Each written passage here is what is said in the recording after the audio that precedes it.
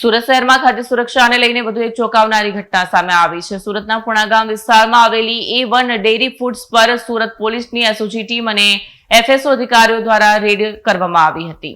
Red દરમિયાન ડેરીમાંથી મોટા પ્રમાણમાં શંકાસ્પદ નકલી પનીરનો જથ્થો ઝડપાયો છે।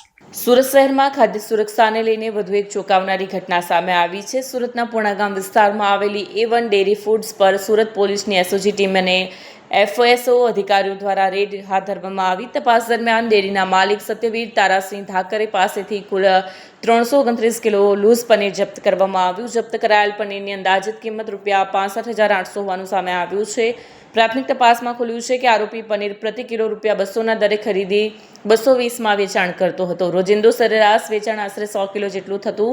છેલ્લા 2.5 વર્ષથી આ ગેરકાયદેસર ધંધો ચલાવવામાં આવતો હોવાની વિગતો પણ સામે આવી છે। સ્થળ પરથી 329 કિલો શંકાસ્પદ પનીર જપ્ત કરવામાં આવ્યું છે।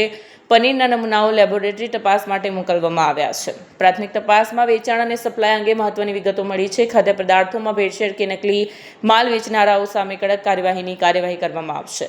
એસઓજી સતત પનીર પકડવાનું કામ કરી રહી છે। આજે પુણા ગામની અંદર A1 ડેરી ફૂડ્સ જે છે એના સંચાલક સત્યવીર ઠાકુર જે ગોડાદરાના રહેવાસી છે ત્યાંથી 329 કિલોગ્રામ નકલી પનીર પકડવામાં આવ્યું છે। જે કડોદરા ચોકડી પાસે એક અશોક દુબે નામનો માણસ છે જે લઈને આવે છે અને આપે છે। 200 રૂપિયામાં ત્યાંથી ખરીદી કરે છે અને 220 રૂપિયામાં ચામુંડા ડેરી, માતા ડેરી, પટેલ ડેરી, શ્યામ ડેરી અને કેટરિંગના વ્યવસાય સાથે સંકળાયેલા લોકોને વેચે છે। રોજનું 100 કિલોગ્રામનું આનું કામકાજ છે।